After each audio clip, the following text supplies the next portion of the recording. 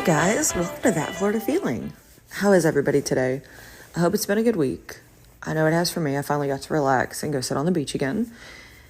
And it was so nice. Sand Key is amazing. I thought that there would be a couple more no's about sitting in the rain, but I mean, you're already wet and you're sitting on the beach, so why not?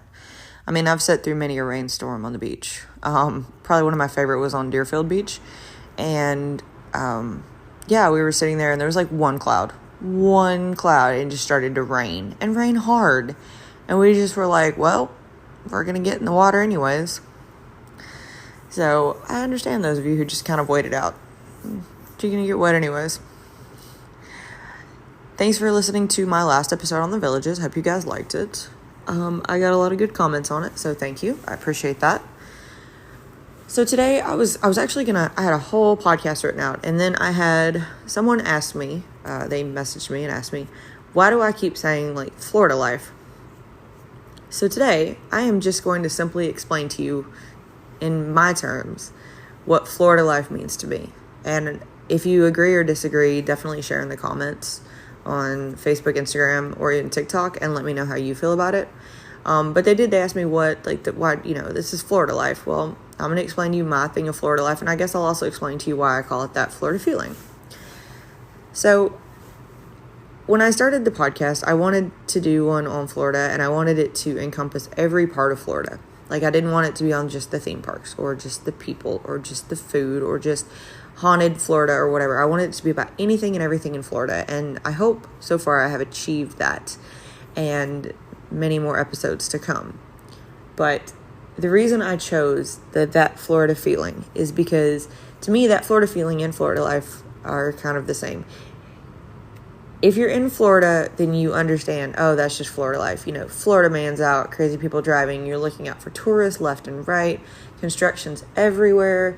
They're going to tear down something old to make something new, even though the old one was probably a lot cuter and had a lot more aesthetic and definitely reminded you of old Florida. No, this is new modern Florida.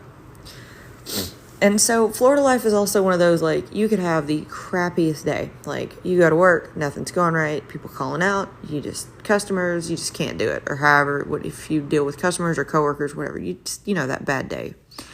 And then you walk outside and you're going to your car to go home. And you drive near or around somewhere that has just this beautiful, amazing view of a sunset. And a sunset in Florida is like no other.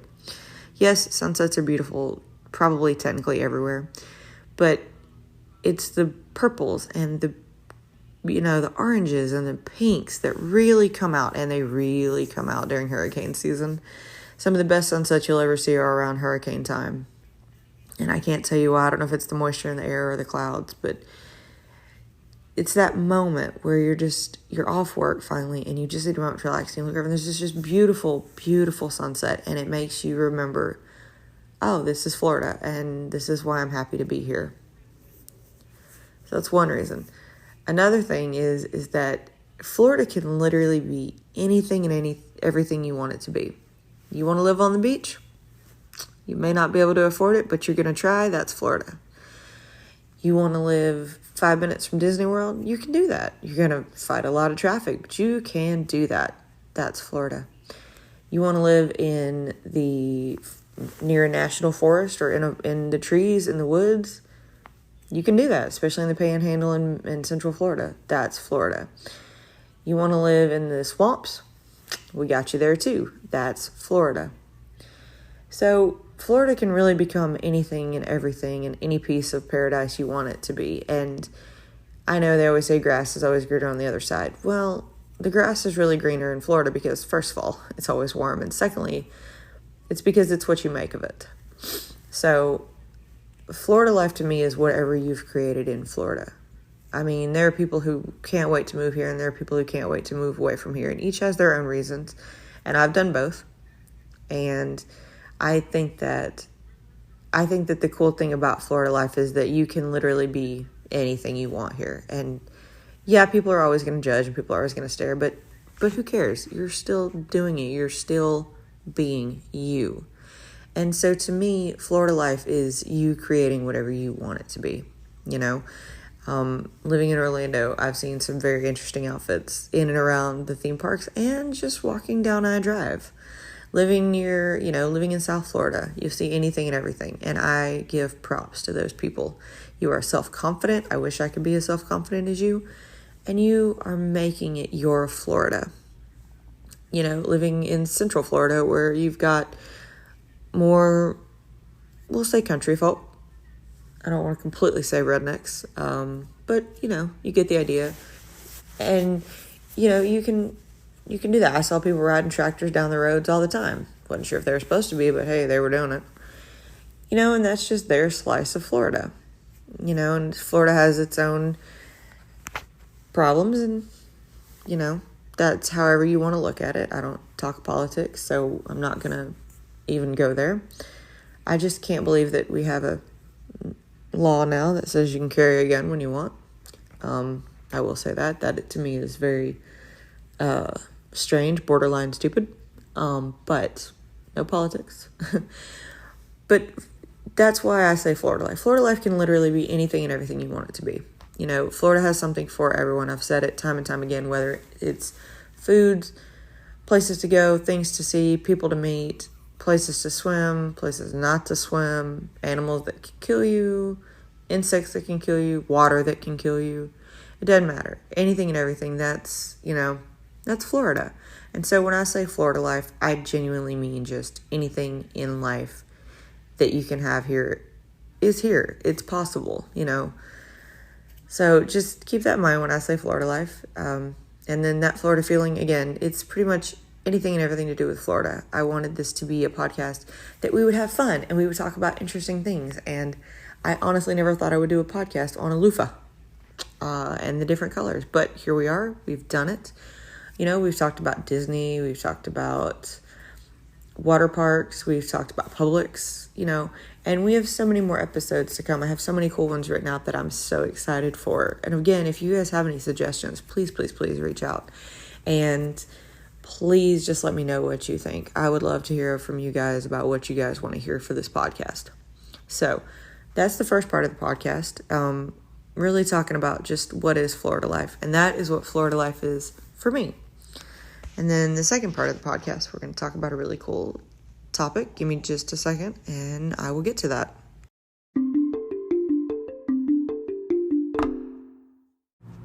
All right, guys, today we're going to talk about a lady who has the wonderful nickname of the Mother of Miami. That's right. Her name is Julia DeForest Tuttle. She was an American businesswoman who actually owned the property upon which Miami, Florida was built. Hence the nickname, the Mother of Miami. She is the only woman to have founded what would become a major American city. So I thought she was pretty cool and to talk about. So Julia was born in January of 1849, and she was actually the daughter of Ephraim Sturdivant, and he actually was a Florida planter and a state senator. He actually owned property in South Florida. Of course, Julia grew up and went on to marry Frederick Leonard Tuttle in January of 1867. And Julia Tuttle actually first really visited where her father's 40-acre orange grove was, which is actually near Biscayne Bay. She visited in 1875, and she loved it. She loved it so much, she didn't want to go back to Cleveland. But she did. She finally did come down to Florida for full time. She actually came to Fort Dallas, Florida from Cleveland, Ohio on a steamship after her father and mother had officially moved to South Florida.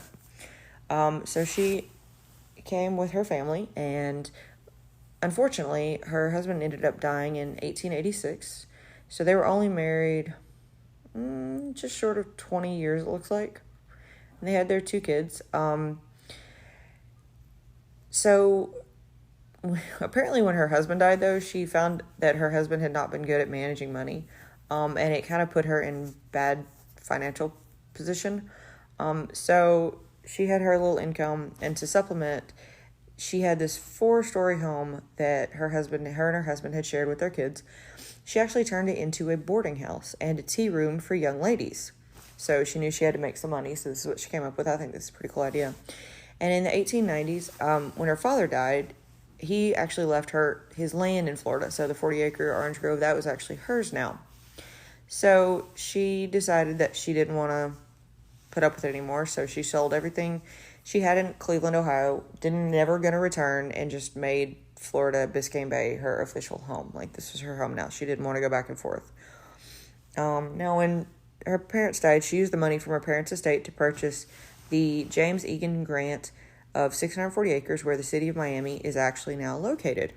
It's on the north side of the river, including old Fort Dallas stone buildings and the 2-story rock house built by Richard Fitzpatrick's slave workers some 50 years earlier. Of course, she actually converted that 2-story rock house into her home. That's where she was going to live full-time. And in 1891, she brought whatever was left of her family to Florida. She repaired and converted the home into one of the show places in the area with a sweeping view of the river of Biscayne Bay. And she decided that she was going to get more involved. She wanted to take a leading role in the movement to start a new city on the Miami River. She knew this was a great place, and she wanted more people to come and to see why she enjoyed it so much. So she wanted to create this city. But she also knew at the time that decent transportation, and in that time basically a railroad, was necessary to attract development. She actually even went to Henry Flagler. She wanted him to extend his railroad to Fort Dallas, which is the name before Miami, and offered to divide her large real estate holdings if he would do so. She wanted to extend it to that place because she wanted to make it easier to get around. So basically, they need a railroad to get things in there and out, to move around. And so she thought Henry Flagler was going to be the person to do this. And she wrote numerous letters to him in hopes that she could get him to talk business and to move his railroad down. And finally, she just had to go to St. Augustine in person to repeat her offer because the letters just weren't getting through. However, Flagler was not interested at the time. But fortune favors the bold, as they say. The Great Freeze of 1894 and 1895 devastated the old Orange Belt in central and northern Florida, destroying valuable groves and wiping out fortunes. Well, South Florida wasn't touched by this Great Freeze. It actually stopped just north of West Palm Beach. So either Flagler then recalled Tuttle's story of the tropical Biscayne Bay weather, or he was reminded, or somehow they got in touch again. But either way, he sent people down to Biscayne Bay to see what she had, what she was offering. And Tuttle actually told Flagler that the freeze had spared the Miami River, sending evidence of bouquets of flowers and foliages, even possible oranges, to Flagler, who then immediately ordered to extend his Florida East Coast Railway all the way down to Miami. So on February 15th of 1896, a couple men who were the people who Flagler had sent arrived and began work on the Royal Palm Hotel, as well as the railroad. They were going to get this railroad built. He was amazed that parts of Florida didn't freeze, and he wanted to be able to go there, and he wanted to be able to take people with him. So he was now fully vested in this new city that she wanted to build. And under an agreement between the two, Tuttle supplied Flagler with the land for the hotel and a railroad station for free, and then split the remainder of her 640 acres north of the Miami River into alternating sections. On April 22nd, 1896, train service of the Florida East Coast Railway did indeed come to the area, and on July 28th, mayor residents actually voted to incorporate the new city to Miami. And that was the beginning of Miami, and we know the rest. The rest is history. It's continued to grow, and from a small town into a major metropolitan area. Now, Julia Tuttle continued to live in Miami with parts of her family, and unfortunately in 1898, she fell ill with an apparent meningitis. Plans were actually made to move her by rail to Asheville, North Carolina for treatment, but she deteriorated too quickly. She couldn't be transported. She actually died on September 14th, 1898, at the age of only 49. Her funeral took place in her Fort Dallas home, and she was buried at a place of honor in the City of Miami Cemetery. Her tombstone notes the year of her birth as 1848, but some people might have said it's 1849. Tuttle did die, leaving a large amount of debt, partially the result of her altruistic land grants to Flagler. Her children sold her remaining land to pay off the debt, and for that reason, her name has actually been mostly forgotten until it was placed on a causeway for Interstate 195 over Biscayne Bay. Which is funny because, in contrast, the name William Brickell, a large landowner on the south side of Miami River who contributed to Tuttle's efforts to incorporate the city, is a name that's been widely used in the south side of what became Miami. It's unfortunate because Tuttle is known as the mother of Miami, and Flagler is the father of Miami. Coincidentally, both Tuttle and Brickell had previously lived in Cleveland before they met. So all these people that were, again, up north came to Miami and, founded what is now one of the largest cities in Florida and one of the most well-known cities in the world. You can still see memories to Julia Tuttle. She actually has a statue in Bayfront Park in Miami. And there is a Julia Tuttle memorial marker in the Miami City Cemetery. I just thought it was really cool to talk about the woman who, is the mother of Miami. You hear all about Flagler coming to Miami and fixing things and creating things, and which is true, he did. He brought his large hotels and his people and the railroad, but if it wasn't for this one woman's efforts to get, to want to have a desire to be able to create something that she loved, Miami probably would have eventually been founded, but I can't say it would have been founded by someone, who actually had the right reasons behind it or the desire to want to live here, and the willingness to not give up. So I just thought it was cool that we would talk about Miss Julia Tuttle, a very quick little part of the podcast. I hope you guys enjoyed this episode. I hope you guys enjoyed learning about Florida life, or why I think of Florida life. If you guys, tell me what you guys think Florida life means. I mean, it's a hashtag that I use a lot, so tell me what you guys think it means. Tell me if you guys think it means what it means to you. If it's just the part you live in, or if it's a mentality, or, vacation mode. Just tell me what you guys think. I would love to know. Thank you for listening, guys. As always, you can check it out on Facebook, Instagram, TikTok, Twitter. You can email me. You can, just say hi. Just tell me if you have any suggestions. Just say hi. Tag me in your Instagram pictures. I love seeing and reposting them. I love everybody who's in the groups and Facebook pages and the memes that you guys share. It's simply amazing. So thank you so much. I hope you guys have a great week. I hope you have a great weekend. Stay hydrated. It's starting to get warm out there.